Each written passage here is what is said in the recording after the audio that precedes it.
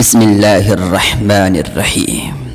محترم ناظرین، السلام علیکم۔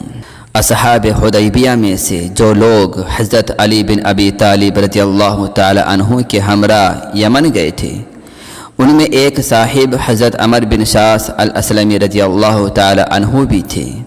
راستہ میں حضرت عمر رضی اللہ تعالی عنہ کو حضرت علی رضی اللہ تعالی عنہ کے ساتھ زیادتی کی سوچی اور ان پر خامخواہ غصہ کا اظہار کیا، اور حضرت علی رضی اللہ تعالی عنہ کے متعلق اپنے دل میں ناراضگی پیدا کر لی۔ پھر جب وہ مدینہ واپس آئے تو انہوں نے حضرت علی رضی اللہ تعالی عنہ کی شکایت اور ان پر اپنے غصے کا مسجد میں اظہار کیا۔ یہ بات رسول کریم صلی اللہ علیہ وسلم تک پہنچ گئی۔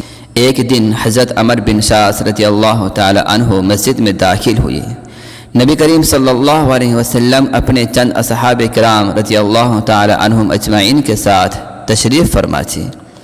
جب حضور صلی اللہ علیہ وسلم کی ان پر نظر پڑی تو وہ فوراً بیٹھ گئے۔